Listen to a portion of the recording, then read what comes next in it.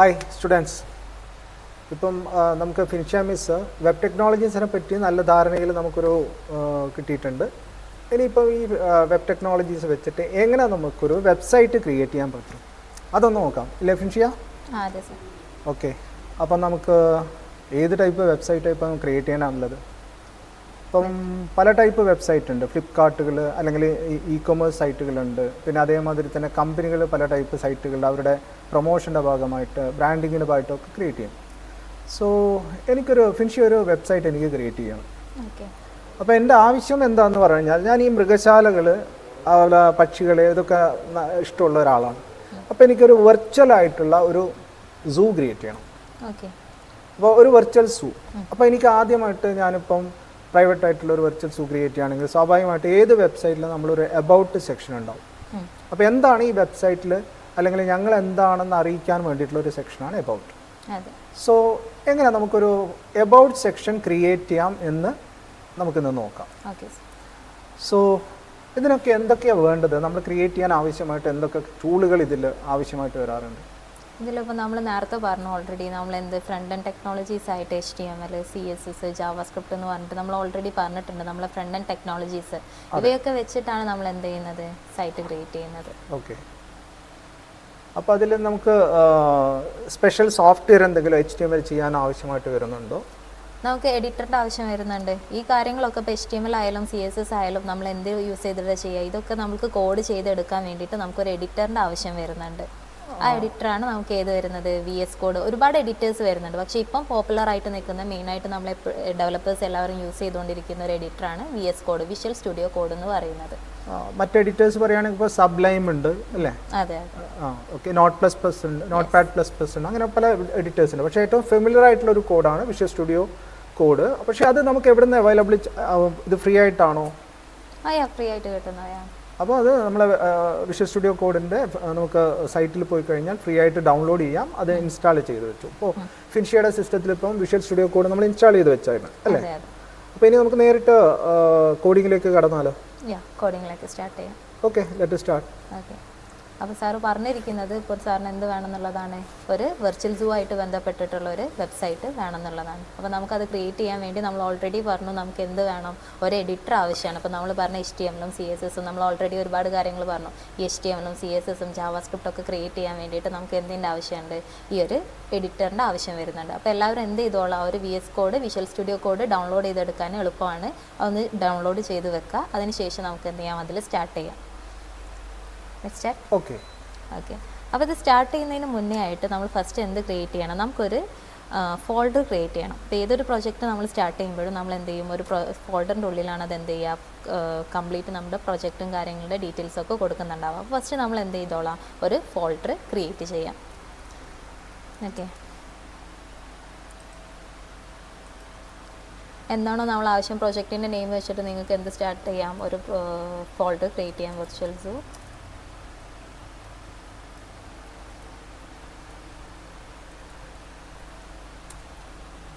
ഒരു ഫോൾഡർ നമ്മൾ എന്ത് ചെയ്തു, ക്രിയേറ്റ് ചെയ്തു. ഇനി ഈ ഫോൾഡറിൻ്റെ ഉള്ളിൽ നമ്മൾ സ്റ്റാർട്ട് ചെയ്യുന്നതിന് മുന്നേ എല്ലാവരും ഒന്ന് അത് കീപ്പ് ചെയ്യുക. അത് ഓരോ ഇൻഡസ്ട്രി സ്റ്റാൻഡേർഡാണ്. ഇപ്പോൾ നമ്മൾ എന്ത് ചെയ്യാം, ഒരു പ്രൊജക്റ്റ് സ്റ്റാർട്ട് ചെയ്യുമ്പോൾ അതിന് എല്ലാത്തിനും ഇപ്പോൾ നമ്മൾ ഓൾറെഡി പറഞ്ഞു നമുക്ക് എന്തുണ്ട്, ഇപ്പോൾ വെബ് ടെക്നോളജീസിലെ കാര്യങ്ങളിൽ നമ്മൾ എന്ത് പറഞ്ഞു, HTML, CSS, ജാവാസ്ക്രിപ്റ്റ് എന്ന് പറഞ്ഞു. അപ്പോൾ ഇങ്ങനെ നോക്കുന്ന ടൈമിൽ നമുക്ക് ഒരുപാട് എന്തുണ്ടാവും, HTML-ൻ്റെയും CSS-ൻ്റെയും പേജസ് ഉണ്ടാവും. അപ്പോൾ ഈ പേജസിനൊക്കെ നമ്മൾ സ്ട്രക്ചർ ചെയ്ത് വെക്കാൻ വേണ്ടിയിട്ട്, ഈ ഫയലുകളൊക്കെ നമ്മൾ സ്ട്രക്ചർ ചെയ്ത് വെക്കാൻ വേണ്ടിയിട്ട് നമുക്ക് എന്ത് ചെയ്യാം, നമ്മുടെ മെയിൻ ഫോൾഡറിൻ്റെ ഉള്ളിൽ ഫോൾഡേഴ്സ് ആയിട്ട് നമുക്ക് എന്ത് ചെയ്തെടുക്കാം, ക്രിയേറ്റ് ചെയ്തെടുക്കാം.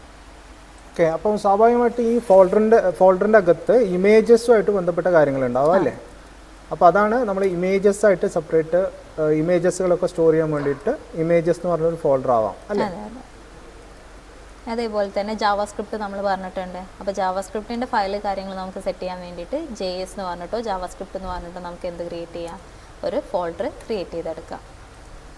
അതേപോലെ തന്നെ നമ്മൾ നെക്സ്റ്റ് പറഞ്ഞതാണ് CSS. നമ്മൾ ഓൾറെഡി പറഞ്ഞു HTML കണ്ടന്റിനെ നമുക്ക് സ്റ്റൈൽ ചെയ്യാൻ വേണ്ടി നമ്മൾ യൂസ് ചെയ്യുന്നതാണ് CSS. അപ്പോൾ ഈ CSS ഫയലിനെ നിങ്ങൾക്ക് സ്റ്റോർ ചെയ്ത് വെക്കാൻ വേണ്ടിയിട്ട് നമുക്ക് എന്ത് യൂസ് ചെയ്യാം, ഒരു CSS ഫോൾഡർ ക്രിയേറ്റ് ചെയ്യാം.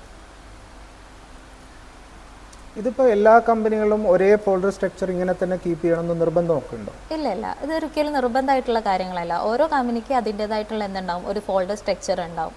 അപ്പോൾ ഒരു കമ്പനി അത് നമ്മൾ എന്ത് ചെയ്തോളാം, നമ്മൾ കയറുന്ന കമ്പനിക്ക് അനുസരിച്ചിട്ട് അല്ലെങ്കിൽ നമ്മൾ വർക്ക് ചെയ്യുന്ന പ്ലേസിനനുസരിച്ചിട്ട് നമുക്ക് ഫോൾഡർ സ്ട്രക്ചർ ചേഞ്ചസ് വന്നേക്കാം.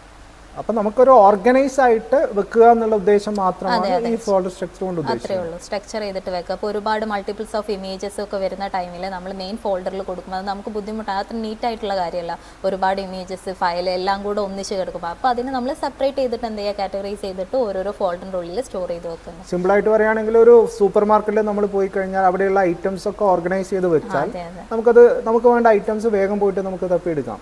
ആ ഒരു ഈസിനെസ് തന്നെ ഇവിടെയും നമുക്ക് പ്രതീക്ഷിക്കാം അല്ലേ? അതെ അതെ, ഓക്കെ. അപ്പോൾ നമ്മൾ എന്ത് ചെയ്തു, മെയിനായിട്ട് ഒരു ഫോൾഡർ ക്രിയേറ്റ് ചെയ്തു. സബ് ഫോൾഡേഴ്സ് ആയിട്ട് 3 ഫോൾഡേഴ്സ്, ഇമേജസ്, JS, CSS ഇതിനെല്ലാം കൂടി ആയിട്ട് സബ് ഫോൾഡേഴ്സ് ആയിട്ട് നമ്മൾ 3 സെപ്പറേറ്റ് ഫോൾഡേഴ്സും ക്രിയേറ്റ് ചെയ്തിട്ടുണ്ട്. ഓക്കെ, ഇനി നമ്മൾ എന്തിലേക്ക് പോവാണ്, നമ്മൾ നേരത്തെ പറഞ്ഞിരിക്കുന്ന നമ്മളെ എഡിറ്ററിനുള്ളിലേക്ക് പോവാണ്. അപ്പോൾ എല്ലാവരും എന്ത് ചെയ്യുക, എഡിറ്റർ ഡൗൺലോഡ് ചെയ്തെടുക്കുക. എളുപ്പത്തിന് നമുക്ക് എന്ത് ചെയ്തെടുക്കാൻ വേണ്ടി പറ്റും, അത് ഡൗൺലോഡ് ചെയ്തെടുക്കാൻ വേണ്ടി പറ്റും. അത് ഡൗൺലോഡ് ചെയ്ത് ഓപ്പൺ ചെയ്ത് കഴിയുന്ന ടൈമിൽ നിങ്ങൾക്ക് ഇങ്ങനെ ഒരു ഇൻ്റർഫേസ് ആവും ഓപ്പൺ ആയിട്ട് കിട്ടുന്നുണ്ടാവാം. ഓക്കെ, ഇതിൽ നമുക്ക് എന്ത് ചെയ്യാം, നമ്മൾ ഓൾറെഡി ക്രിയേറ്റ് ചെയ്ത് വെച്ചിരിക്കുന്ന ഫോൾഡർ ഉണ്ടല്ലോ, അതിന് നമുക്ക് ഫസ്റ്റ് എന്ത് ചെയ്യാം, ഇതിലേക്ക് ഗെറ്റ് ചെയ്തിട്ട് എടുക്കാം. അതിന് ഞാൻ ഫയൽ ഓപ്പൺ ചെയ്തു, ഇവിടെ ഫയൽ കൊടുക്കുക. അതിൽ നിങ്ങൾക്ക് ഉണ്ടാവും എന്ത്, ഓപ്പൺ എ ഫോൾഡർ. നമ്മൾ ഓൾറെഡി എന്ത് ചെയ്തിട്ടുണ്ട്, ഒരു ഫോൾഡർ ക്രിയേറ്റ് ചെയ്തിട്ടുണ്ട്. ഓപ്പൺ ഫോൾഡറിലേക്ക് പോയതിന് ശേഷം എവിടെയാണോ നമ്മളത് ഡാറ്റ ഇത് ക്രിയേറ്റ് ചെയ്തിരിക്കുന്നത് അവിടെ വന്നിട്ട് നിങ്ങൾ എന്ത് ചെയ്താൽ മതി, ഡാറ്റാസ് എടുത്താൽ മതി, അല്ലെങ്കിൽ നമ്മൾ ഫോൾഡേഴ്സ് എടുത്താൽ മതി. അപ്പോൾ വേറൊരു ഡൗട്ട് ഉണ്ടാവും, കാരണം സ്വാഭാവികമായിട്ടും വിൻഡോസ് ആണ് ഇപ്പം ഫിനിഷ് യൂസ് ചെയ്തുകൊണ്ടിരിക്കുന്നത്. ഇതിപ്പം ഉബുണ്ടുവിൽ അവൈലബിൾ ആണോ, അല്ലെങ്കിൽ ലിനക്സിൻ്റെതായ മറ്റ് വേർഷൻസിലും ഈ വിഷ്വൽ സ്റ്റുഡിയോ കോഡ് അവൈലബിൾ ആണോ? നമുക്ക് ഏതിൽ വേണമെങ്കിലും യൂസ് ചെയ്യാം. അപ്പോൾ വിൻഡോസ് ആണെങ്കിലും ഉബുണ്ടൂസ് ആണെങ്കിലും ഏതിലും എന്ത് ലഭിക്കും, നമുക്ക് VS കോഡ് നമുക്ക് എന്ത് ചെയ്യും, ഏതൊരു പ്ലാറ്റ്ഫോം ആണെങ്കിലും നമുക്ക് അതിൽ എന്താണ് ഇത് ലഭിക്കുന്നത്. വിഷ്വൽ സ്റ്റുഡിയോ അവൈലബിൾ ആണ്, വിഷ്വൽ സ്റ്റുഡിയോ അവൈലബിൾ ആണ്.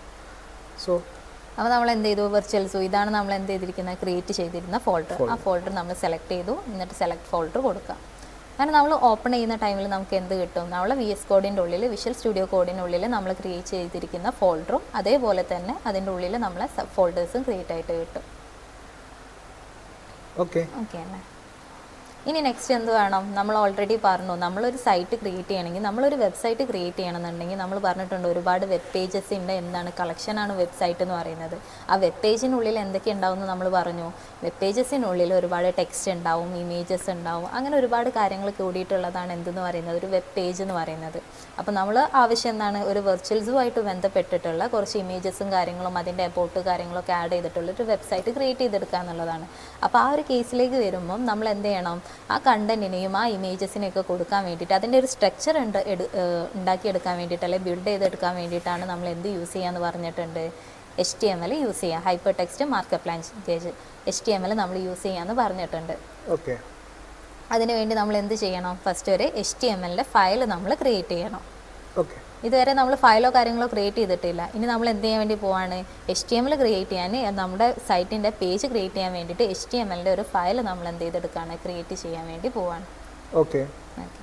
അപ്പോൾ ഇവിടെ നമുക്ക് ഓപ്ഷൻസ് ഉണ്ട്. ഇവിടെ വെർച്വൽസ് നമ്മൾ ഫോൾഡറിൻ്റെ ഉള്ളിൽ ഇവിടെ നിങ്ങൾക്ക് കാണാം, റൈറ്റ് സൈഡിലായിട്ട് ലെഫ്റ്റ് സൈഡിലായിട്ട് നമുക്ക് എന്ത് വരുന്നുണ്ട്, ന്യൂ ഫയൽ, ന്യൂ ഫോൾഡേഴ്സ് എന്നൊക്കെ പറഞ്ഞു വരുന്നുണ്ട്. നമുക്ക് എന്ത് ചെയ്യാം, index.html എന്ന് പറഞ്ഞിട്ട് ഒരു ഫയൽ ക്രിയേറ്റ് ചെയ്യാം. ഞാനിവിടെ ഫയൽ കൊടുത്തു, എന്നിട്ട് ഞാനിവിടെ എന്ത് ചെയ്യാണ്, ആ ഫയലിനൊരു നെയിം കൊടുക്കുകയാണ്. ഈ നെയിമിംഗ് കൺവെൻഷൻ വരുന്ന കേസിൽ നമുക്ക് എന്ത് നെയിം വേണമെങ്കിലും കൊടുക്കാം. ഒരു HTML ഫയലാണ് നിങ്ങൾ ക്രിയേറ്റ് ചെയ്യുന്നതെങ്കിൽ അതിൻ്റെ എക്സ്റ്റൻഷനായിട്ട് എന്ത് വേണം, .html നമ്മൾ മസ്റ്റായിട്ട് കൊടുക്കണം. ഇപ്പോൾ നോക്കുകയാണെങ്കിൽ നമ്മൾ ലാൻഡിംഗ് പേജ് ഫസ്റ്റ് നമുക്ക് എന്തായാലും ഫസ്റ്റ് പേജാണല്ലോ വരുന്നത്. ആ ഒരു പേജിൻ്റെ കേസിൽ നമുക്ക് മെയിനായിട്ട് നമ്മൾ എപ്പോഴും കൊടുക്കുന്ന ഒരു നെയിമാണ് ഇൻഡെക്സ് എന്ന് പറയുന്ന നെയിം. ഇൻഡെക്സ്, എന്നിട്ട് നമ്മൾ അതിൻ്റെ എക്സ്റ്റൻഷൻ എന്ത് കൊടുക്കും, .html. ഓക്കെ, ഇപ്പോൾ നമ്മൾ എന്ത് ക്രിയേറ്റ് ചെയ്തു, ഒരു HTML ഫയൽ നമ്മൾ എന്ത് ചെയ്തിട്ടുണ്ട്, ക്രിയേറ്റ് ചെയ്തിട്ടുണ്ട്. ഇവിടെ ഇപ്പോൾ എന്താ വരുന്നത്, HTMLൻ്റെ കണ്ടൻറ്റും കാര്യങ്ങളും കൊടുക്കാൻ വേണ്ടി നമ്മൾ എന്ത് ചെയ്യണം, HTML ഫയൽ ക്രിയേറ്റ് ചെയ്യണം. അപ്പോൾ ഇതിൽ വരുന്നത് മെയിനായിട്ട് നമ്മൾ ഈ ഫയൽ ക്രിയേറ്റ് ചെയ്യുന്ന ടൈമിൽ ഇവിടെ നമ്മൾ കണ്ടില്ലേ, നമ്മൾ എന്ത് പറഞ്ഞു, index.html എന്നാണ് പറഞ്ഞു കൊടുത്തിരിക്കുന്നത്. അപ്പോൾ ഈ ഇൻഡെക്സ് എന്ന് പറയുന്നത് ഒരു നെയിം നമ്മൾ കൊടുത്തിരിക്കുന്നതാണ്. ഇവിടെ നമുക്ക് എന്തോ ആവാം, നമ്മൾ പറഞ്ഞു ഒരുപാട് മൾട്ടിപ്പിൾ ഓഫ് വെബ് പേജസ് വരുന്നുണ്ട്. ആ വെബ് പേജസ് ഓരോന്നും ഡിഫറെൻ്റ് ആവും. മേ ബി ഒരു പ്രൊഡക്റ്റിന് കാണിക്കുന്ന ഒരു പ്രൊഡക്റ്റ് പേജ് ആണെങ്കിൽ മേ ബി നമ്മൾ എന്ത് ചെയ്യും, product.html. ഒരു ബ്ലോഗിൻ്റെ പേജാണ് blog.html. എബൌട്ട് പേജ് ആണെങ്കിൽ about.html. അപ്പോൾ ഓരോ പേജിനും നമുക്ക് എന്ത് ചെയ്യാം, നെയിം നമുക്ക് എന്ത് വേണമെങ്കിലും നമുക്ക് എന്ത് ചെയ്യാം, കൊടുക്കാൻ വേണ്ടി പറ്റും. പക്ഷേ അതിൻ്റെ എക്സ്റ്റൻഷൻ എന്തായിരിക്കണം, .html ആയിരിക്കണം. ഓക്കെ. ഓക്കെ, അപ്പോൾ നമ്മുടെ മെയിനായിട്ട് വരുന്ന ലാൻഡിംഗ് പേജിന് നമ്മൾ നെയിം എന്ത് കൊടുക്കും, ഇൻഡെക്സ്ന്നോ അല്ലെങ്കിൽ ഹോം എന്ന് പറഞ്ഞിട്ടോ ആണ് നമ്മൾ എന്ത് ചെയ്യാറ് കൊടുക്കാറുള്ളത്. ഓക്കെ അല്ലേ. index.html എന്ന് പറഞ്ഞ് നമ്മളൊരു പേജ് ക്രിയേറ്റ് ചെയ്തു. ഇനി നമ്മൾ നെക്സ്റ്റ് ചെയ്യാൻ വേണ്ടി പോകുന്നത് നമുക്ക് എന്ത് ചെയ്യണം, HTML ഒരു സ്ട്രക്ചർ വരുന്നുണ്ട്. ആ ഒരു സ്ട്രക്ചർ എങ്ങനെയാണ് കൊടുക്കുക എന്നുള്ളത് നോക്കാം. VS കോഡിൽ നമുക്ക് ഇങ്ങനെ എക്സ്ക്ലമേഷൻ മാർക്ക് കൊടുത്തതിന് ശേഷം എൻ്റർ അടിച്ച് കഴിഞ്ഞാൽ നമുക്ക് എന്ത് ലഭിക്കും, നമ്മുടെ HTMLൻ്റെ സ്ട്രക്ചർ കിട്ടും. ഒരു ബേസിക് സ്ട്രക്ചർ ആണോ അതല്ലേ? അതെ, ബേസിക് ആയിട്ടുള്ള സ്ട്രക്ചറാണ്. ജസ്റ്റ് നിങ്ങൾ VS കോഡിൽ കയറിയതിന് ശേഷം ജസ്റ്റ് എന്ത് ചെയ്ത് കൊടുക്കുക, നമ്മുടെ എക്സ്ക്ലമേഷൻ മാർക്ക് കൊടുക്കുക. ഈ ഒരു മാർക്ക് കൊടുത്തതിന് ശേഷം ജസ്റ്റ് നിങ്ങൾ എൻ്റർ കൊടുത്തു കഴിഞ്ഞാൽ ഈ ഒരു സ്ട്രക്ചർ നിങ്ങൾക്ക് ക്രിയേറ്റ് ആയിട്ട് കിട്ടും. ഇതല്ലെങ്കിൽ നിങ്ങൾക്ക് മാനുവലി ആയിട്ട് ടൈപ്പ് ചെയ്തിട്ട് ഉണ്ടാക്കാം. ഓക്കെ, നമുക്ക് എളുപ്പത്തിന് വേണ്ടി നമുക്ക് എന്ത് ചെയ്യാം, എക്സ്ക്ലമേഷൻ മാർക്ക് കൊടുത്തതിന് ശേഷം എൻ്റർ ചെയ്തിട്ട് നമുക്ക് ഈ ഒരു സ്ട്രക്ചർ കിട്ടും. അതായത് ഷിഫ്റ്റ് പ്രസ് ചെയ്യുക, കൂട്ടത്തിൽ എക്സ്ക്ലമേഷൻ മാർക്ക് അതും പ്രസ് ചെയ്യുക. രണ്ട് കീ കൂട്ടത്തിൽ പ്രസ് ചെയ്യുമ്പോൾ നമുക്ക് അതിന്റെ ഷോർട്ട് കട്ട് കീ കിട്ടും. അതോടൊപ്പം നമുക്ക് HTML ഒരു ബേസിക് സ്ട്രക്ചറും അവൈലബിൾ ആയിരിക്കും. അതെ അതെ, ഇതാണ് നമ്മുടെ HTML ഒരു സ്ട്രക്ചർ വരുന്നത്. ഇതിൽ ഒരുപാട് കാര്യങ്ങൾ ഇവിടെ കാണിക്കുന്നുണ്ട്. ഡോക് ടൈപ്പ്, HTML, ഹെഡ്, ബോഡി, അങ്ങനെ ഒരുപാട് കാര്യങ്ങൾ വരുന്നുണ്ട്. അതിൽ മെയിനായിട്ട് നമ്മൾ നോക്കേണ്ടത് ഇവിടെ എന്ത് വരുന്നുണ്ട്, ഹെഡ് എന്ന് പറഞ്ഞിട്ടൊരു പോർഷൻ വരുന്നുണ്ട്. അതേപോലെ തന്നെ ബോഡി എന്ന് പറഞ്ഞിട്ട് എന്ത് വരുന്നുണ്ട്, ഒരു പോർഷൻ വരുന്നുണ്ട്. ഇങ്ങനെ നമ്മൾ കൊടുക്കുന്നതിന് ഈ ഒരു ആംഗിൾ ബ്രാക്കറ്റിൻ്റെ ഉള്ളിൽ കൊടുക്കുന്ന കേസിനെയാണ് നമ്മൾ ടാഗുകൾ എന്ന് പറയുക. ഓക്കെ, ഈ ഒരു ബ്രാക്കറ്റിൻ്റെ ഉള്ളിൽ നമ്മൾ കൊടുക്കുന്ന കേസിനെയാണ്, ആംഗിൾ ബ്രാക്കറ്റിൻ്റെ ഉള്ളിൽ നമ്മൾ ടൈപ്പ് ചെയ്ത് കൊടുക്കുന്ന ഈ ഒരു കേസിനെയാണ് നമ്മൾ ടാഗുകൾ എന്ന് പറയുക, അല്ലെങ്കിൽ എലമെൻറ്റ്സ് എന്ന് പറയാം. HTMLൻ്റെ ഉള്ളിൽ വരുന്ന എലമെൻറ്റ്സ് ആണ്, അല്ലെ ടാഗ് ആണ് നിങ്ങൾ ഈ കാണുന്ന ഹെഡ് ആയാലും മെറ്റ ആയാലും ടൈറ്റിൽ ആയാലും ഇതൊക്കെ എന്താണ്, HTMLൻ്റെ ടാഗ് ആണ്, അല്ലെങ്കിൽ എലമെൻറ്റ്സ് ആണ്.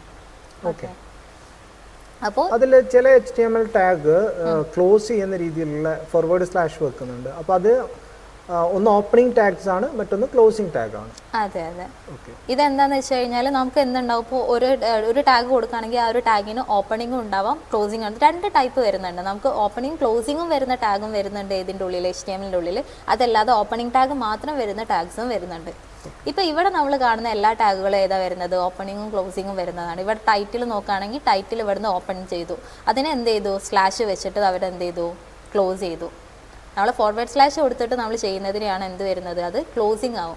അപ്പോൾ ഇത് ഓപ്പൺ ചെയ്തു, ഇവിടെ എന്ത് ചെയ്തു, സ്ലാഷ് വെച്ചിട്ട് അതിനെ ക്ലോസ് ചെയ്തു. അപ്പോൾ സ്ലാഷ് നമ്മൾ കാണുവാണെങ്കിൽ അതിൻ്റെ മീനിങ് എന്താണ്, അതൊരു ക്ലോസിങ് ടാഗ് ആണെന്നുള്ളതാണ്.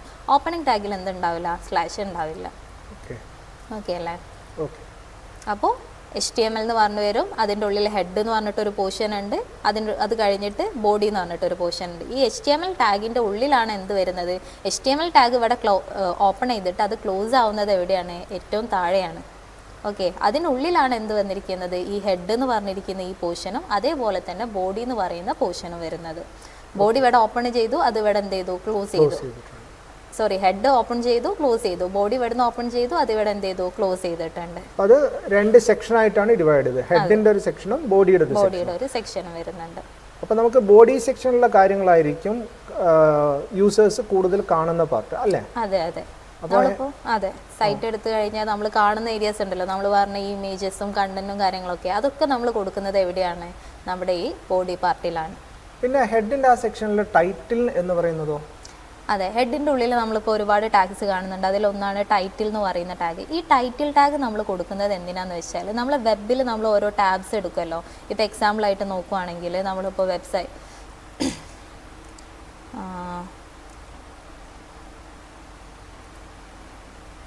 ഇപ്പോൾ വെബിൻ്റെ ഉള്ളിൽ നമ്മൾ ഓപ്പൺ ചെയ്യുമ്പോൾ ഇപ്പോൾ ഇവിടെ കണ്ടില്ലേ, നമ്മളിത് വേറൊരു ടാബ് നമ്മൾ ഓപ്പൺ ചെയ്യുന്ന ടൈമിൽ നിങ്ങൾ ഇവിടെ കാണുന്ന ഇതുണ്ടല്ലോ, അപ്പോൾ ഇത് ഡിഫോൾട്ടായിട്ട് വരുന്ന ന്യൂ ടാബ് എന്ന് പറയുന്നത്. ഇവിടെ നമ്മൾ ഓൾറെഡി ഓപ്പൺ ചെയ്ത് വെച്ചിരിക്കുന്ന എന്ത് കാണിക്കുന്നുണ്ട്, ആ ഒരു ക്യാൻവയുടെ അല്ലെങ്കിൽ അതിൻ്റെ എന്ത് കാണിക്കുന്നുണ്ട്, ടൈറ്റിൽ കാണിക്കുന്നുണ്ട്. അതേപോലെ ഇപ്പം മേ ബി നിങ്ങളിവിടെ ഫേസ്ബുക്കെന്നോ അങ്ങനെ എന്തെങ്കിലും നിങ്ങൾ അതിലേക്ക് ലോഗിൻ ചെയ്ത് കയറുകയാണെന്നുണ്ടെങ്കിൽ നമുക്ക് ഇവിടെ നോക്കിയാൽ കാണാം. അത് ശരിക്കും പറഞ്ഞാൽ ഐഡന്റിഫൈ ചെയ്യാം. അതെ, ഐഡന്റിഫൈ ചെയ്യാൻ നമ്മൾ ഒരുപാട് ടാബ്സ് ഓപ്പൺ ചെയ്ത് വെക്കുന്ന ടൈമിൽ ഇത് ഏതാണ്, ഇവിടെ കണ്ടില്ല, ഫേസ്ബുക്ക് എടുത്തപ്പോൾ ഇവിടെ എന്ത് കാണിച്ചു, ഫേസ്ബുക്കിൻ്റെ ലോഗിൻ എന്ന് പറഞ്ഞിട്ട് ഇവിടെ കുറച്ച് കണ്ടന്റ് കൊടുത്തു. അപ്പോൾ നമുക്ക് അത് പെട്ടെന്ന് ഐഡന്റിഫൈ ചെയ്യാം. ഇനിയിപ്പോൾ വാട്സപ്പ് ഓപ്പൺ ചെയ്യുകയാണെങ്കിൽ അവിടെ നിന്ന് കാണിക്കും, വാട്സപ്പും അതിന്റെ സിംബലും ഇവിടെ വന്നിട്ട് കാണിക്കും. ആ സിംബലിനെയല്ലേ നമ്മൾ ഫേവ് ഐക്കൺ എന്നുള്ള പേരിൽ അറിയുന്നത്. ഈ കാണുന്ന സിംബലിനെയാണ് നമ്മൾ ഫേവ് ഐക്കൺ എന്ന് പറയുക. ഓരോന്ന് ഓപ്പൺ ചെയ്യുമ്പോഴും നമുക്ക് എന്ത് കാണിക്കും, ഒരു ഐക്കൺസ് കാണിക്കും. ഈ ഐക്കൺസിനെയാണ് നമ്മൾ ഫേവ് ഐക്കൺ എന്ന് പറയുക. അതിനടുത്ത് കാണുന്ന ഈ ഒരു ടെക്സ്റ്റ് ഉണ്ടല്ലോ, ഈ ടെക്സ്റ്റ് ആണ് നമ്മളിത് എന്തെന്ന് പറയുന്നത്, ഈ ഒരു ടൈറ്റിൽ എന്ന് പറയുന്നത്. ഓക്കെ, ഇവിടെ നമ്മൾ എന്താണോ കൊടുക്കുന്നത് അതാവും നിങ്ങൾ ഇവിടെ ടാബ് ഓപ്പൺ ചെയ്യുന്ന ടൈമിൽ കാണുന്നുണ്ടാവാം. ഓക്കെ, നമുക്ക് വേണമെങ്കിൽ നമ്മളെ ടൈറ്റിൽ എന്ത് കൊടുക്കാം, welcome to virtual zoo. Okay, welcome to virtual zoo എന്ന് പറഞ്ഞിട്ട് നമുക്ക് എന്ത് ചെയ്തു, നമ്മൾ ടൈറ്റിൽ നമ്മൾ കൊടുത്തിട്ടുണ്ട്. അപ്പോൾ നമ്മൾ ടൈറ്റിൽ സെറ്റ് ചെയ്തു. അപ്പോൾ ഹെഡ് പോർഷനിൽ വരുന്ന ഈ ടൈറ്റിൽ എന്ന് പറഞ്ഞ പോർഷൻ എവിടെ കാണിക്കുന്നതാണ്, ഈ ഒരു ഏരിയയിൽ കാണിക്കുന്നതാണ്. ഇനി നെക്സ്റ്റ് ആണ് ഈ ബോഡി പാർട്ട് വരുന്നത്. ഈ ബോഡി പാർട്ട് എവിടെ കാണിക്കും, ഇവിടെ നിങ്ങൾ ഈ കാണുന്ന ഈ ഒരു ലേഔട്ട് ഉണ്ടല്ലോ, ഈ കേസസ് കംപ്ലീറ്റ് നമ്മൾ ഡിസൈൻ ചെയ്യുന്നത് എവിടെ നിന്നാണ്, നമ്മുടെ ബോഡിയിൽ നിന്നാട്ടാണ്. ഓക്കെ അല്ലേ? ഓക്കെ. അപ്പോൾ ഇതാണ് നമ്മളെ HTML ഒരു ബേസിക് സ്ട്രക്ചർ വരുന്നത്. ഓക്കെ. അപ്പോൾ എല്ലാ വെബ്സൈറ്റിലും നമ്മൾ കോമൺ ആയിട്ട് കാണുന്നതാണ്. പിന്നെ മെനൂസ് ഉണ്ടാവും, അതേമാതിരി ഹോം എന്ന് പറഞ്ഞൊരു സെക്ഷൻ ഉണ്ടാവാം, എബൌട്ട് സെക്ഷൻ ഉണ്ടാവാം, services, products, contact section, footer section, ഇങ്ങനെ കുറേ സെക്ഷൻസ് ഉണ്ട്. ഒരുവിധം എല്ലാ വെബ്സൈറ്റുകളിലും നമുക്ക് കോമൺ ആയിട്ട് കാണുന്നതാണ് ഹോം സെക്ഷൻ. ശരിക്കും പറഞ്ഞാൽ ഒരു വെബ്സൈറ്റിൻ്റെ ഏറ്റവും അട്രാക്റ്റീവ് ആയിട്ടുള്ള ഒരു ഭാഗമായിട്ട് നമുക്ക് കൺസിഡർ ചെയ്യാൻ പറ്റുന്നതാണ് ഹോം സെക്ഷൻ. അതിൽ തന്നെ കുറേ ആനിമേഷൻ വെച്ചിട്ടുള്ള കെറോസൽ എഫക്റ്റുകൾ ഉണ്ടാവാം, ഇമേജ് സ്ലൈഡേഴ്സ് ആവാം, വീഡിയോസ് ആവാം, അല്ലേ? അപ്പോൾ നമുക്ക് ഇന്ന് ഏത് സെക്ഷൻ വെച്ചിട്ടാണ് ഏറ്റവും സ്റ്റാർട്ട് ചെയ്യാൻ ഉദ്ദേശിക്കുന്നത്? ഹെഡർ എന്ന് ഹോം സെക്ഷൻ വേണേൽ അങ്ങനെ സ്റ്റാർട്ട് ചെയ്യാം, അല്ലെങ്കിൽ ഏതാണോ ഇത് വേണോ നമുക്ക് തൽക്കാലം ഹോം സെക്ഷൻ എന്ന് പറഞ്ഞിട്ട് ഒന്ന് തുടങ്ങാം, അല്ലേ? ഓക്കെ. ഹോം സെക്ഷനിൽ നമുക്ക് സ്വാഭാവികമായിട്ടും ഒരു സൂവിൻ്റെതായുള്ള ഒരു ഇമേജ് വെച്ച് തുടങ്ങാം, അല്ലേ? ഓക്കെ. ഓക്കെ, നമുക്ക് ബാനറായിട്ട് ഒരു ഹെഡറായിട്ട് നമുക്ക് എന്ത് ചെയ്യാം, ഒരു ഫുൾ സൈസ് ഇമേജ് വെച്ചിട്ട് നമുക്ക് സ്റ്റാർട്ട് ചെയ്യാം.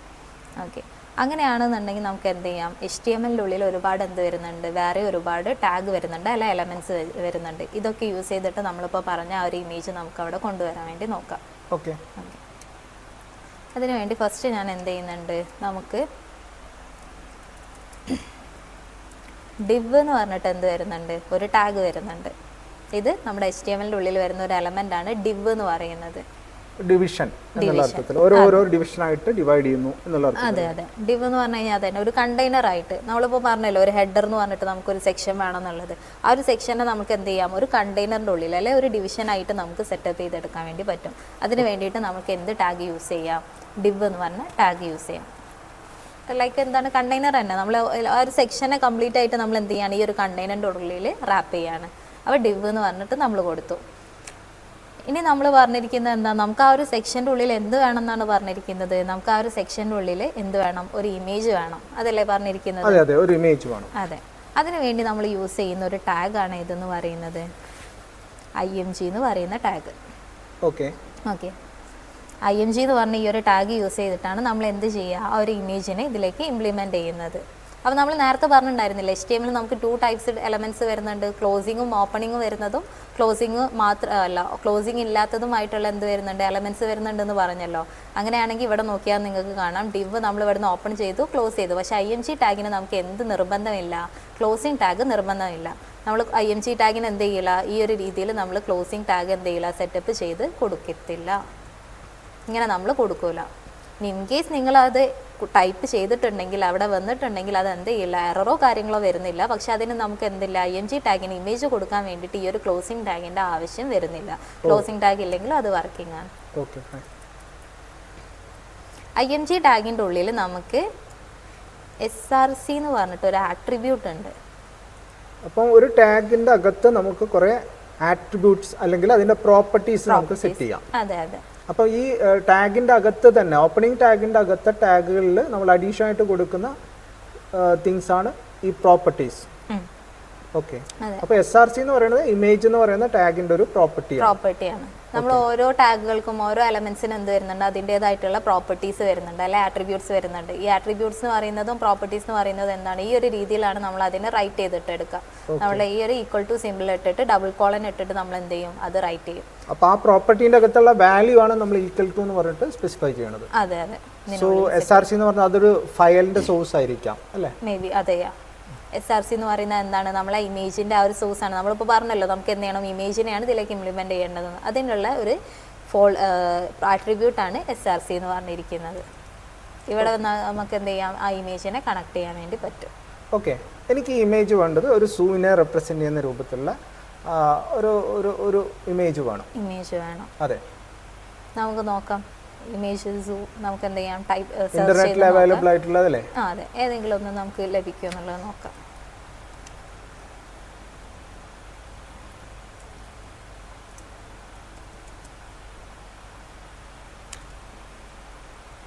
നമുക്ക് ഇതേപോലെ സെർച്ച് ചെയ്യുന്ന ടൈമിൽ നമുക്ക് എന്ത് കിട്ടുന്നുണ്ട്, ഒരുപാട് ഇമേജസ് അവൈലബിൾ ആണ്. അതിൽ നമുക്ക് കുറച്ചുകൂടെ അട്രാക്റ്റീവായിട്ടും ഭംഗിയായിട്ടും തോന്നുന്ന ഏത് ഇമേജ് വേണമെങ്കിലും എടുക്കാൻ വേണ്ടി പറ്റും.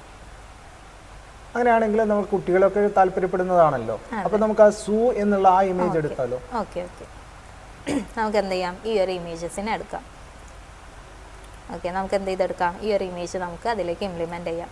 അപ്പോൾ നമുക്ക് രണ്ട് ടൈപ്പിൽ ഇമേജസ് കൊടുക്കാം. ഒന്നെങ്കിൽ നമുക്ക് ഇതിൻ്റെ ലിങ്ക് ഇവിടുന്ന് നമുക്ക് എന്ത് ചെയ്യാം, റൈറ്റ് ക്ലിക്ക് കൊടുത്തതിന് ശേഷം നിങ്ങൾക്ക് ഇവിടുന്ന് എന്ത് കിട്ടും, ഇതിൻ്റെ ഒരു ഇമേജ് അഡ്രസ്സ് എന്ന് പറഞ്ഞിട്ട് നമുക്ക് അതിനെ കോപ്പി ചെയ്തെടുക്കാൻ പറ്റും.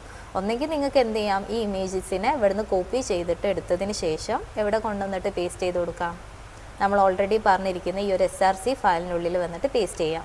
അതൊരു മെത്തേഡാണ്. ഏത്, നമ്മൾ ഇവിടുന്ന് റൈറ്റ് ക്ലിക്ക് കൊടുത്തതിന് ശേഷം നമ്മൾ എന്ത് ചെയ്യും, ഇമേജസിൻ്റെ അഡ്രസ്സിനെ ഇവിടുന്ന് കോപ്പി ചെയ്തതിന് ശേഷം ഇവിടെ വന്ന് നമ്മൾ എന്ത് ചെയ്ത് കൊടുക്കും, പേസ്റ്റ് ചെയ്ത് കൊടുക്കും.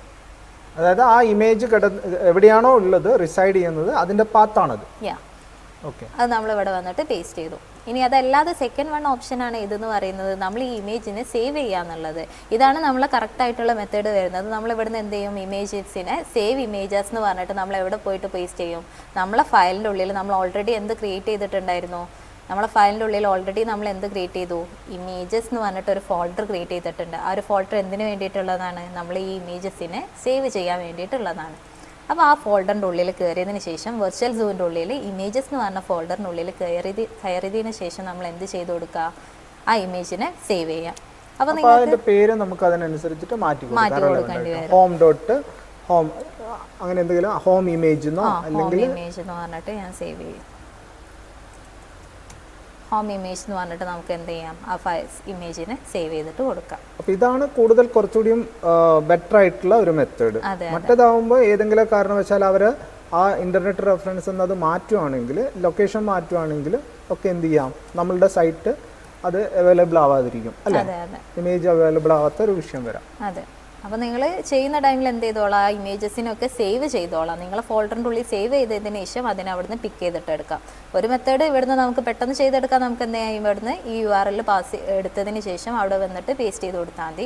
അപ്പം നമ്മൾ ചെയ്യുന്ന ടൈമിൽ നമ്മൾ എന്ത് ചെയ്തോളാം, നമ്മൾ ഈ ഒരു ഇമേജിനെ സേവ് ചെയ്ത് നമ്മളെ ഫോൾഡറിൻ്റെ ഉള്ളിൽ അത് ഉണ്ടായിരിക്കണം. ഇൻ കേസ് ഇവിടുന്ന് എന്തെങ്കിലും ചേഞ്ചസോ കാര്യങ്ങളോ വന്നു കഴിഞ്ഞാൽ എന്താവില്ല, നമ്മളെ URL വർക്കിംഗ് ആവില്ല. അതുകൊണ്ട് നമ്മൾ എന്ത് ചെയ്യണം, ഇമേജസ് സേവ് ചെയ്യണം.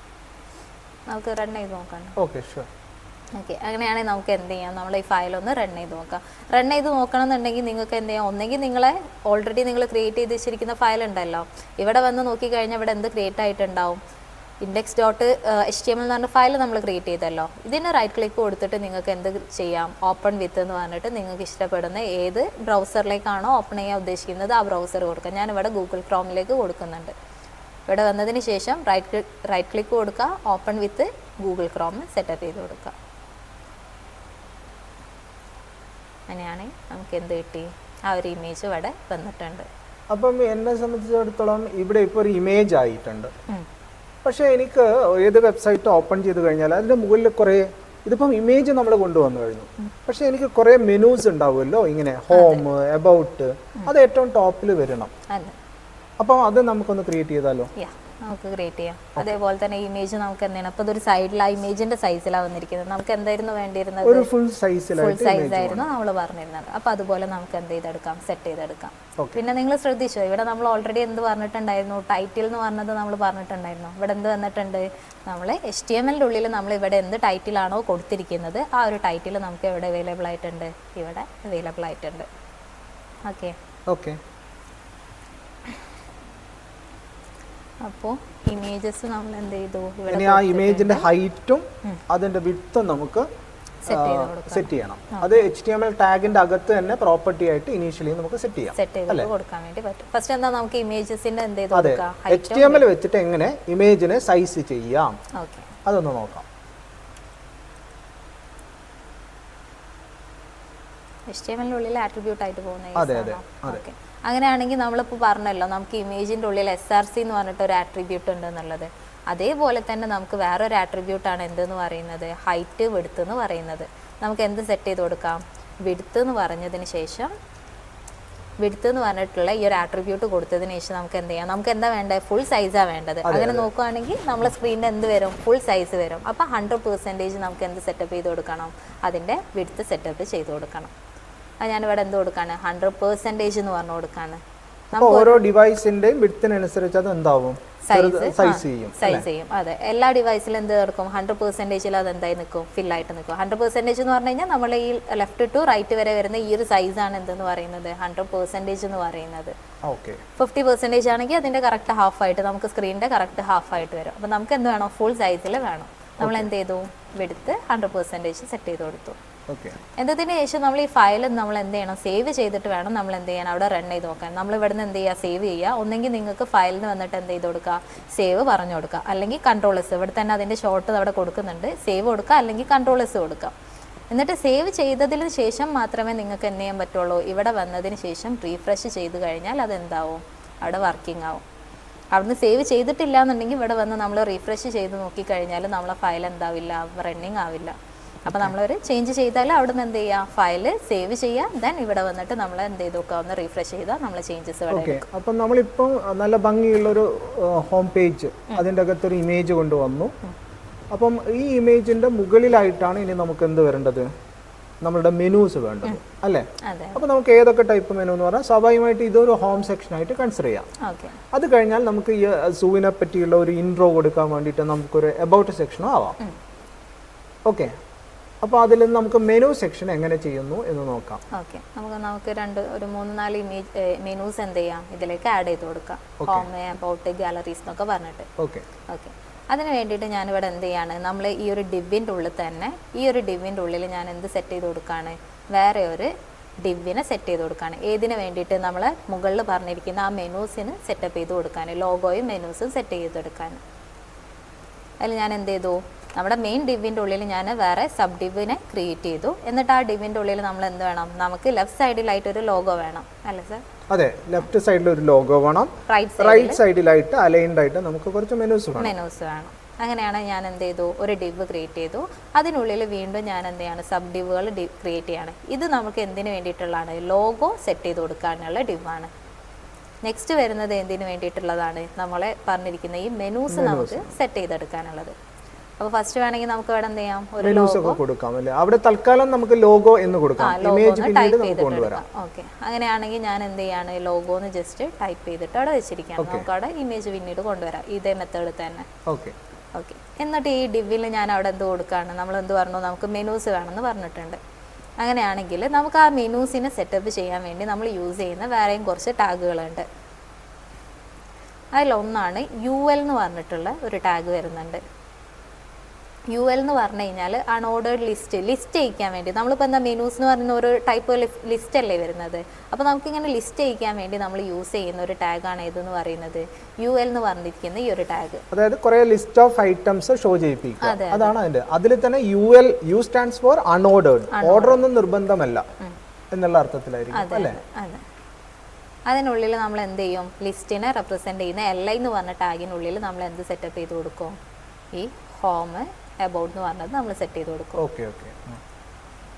ഞാനിവിടെ എന്താണ്, ഹോം, അബൌട്ട്, ഏതൊക്കെ മെനൂസാണ് നമുക്ക് വേണ്ടിയിരിക്കുന്നത്, ഹോം വേണം, അബൌട്ട് സെക്ഷൻ വേണം, പിന്നെ വേണ്ടത് ഗാലറി, അതായത് നമുക്ക് കുറേ ഇമേജസ് കാണിക്കാൻ വേണ്ടിയിട്ടുള്ള ഗാലറി. പിന്നെ നമുക്ക് കോൺടാക്ട് അസ് എന്നുള്ളൊരു സെക്ഷൻ വെക്കാം.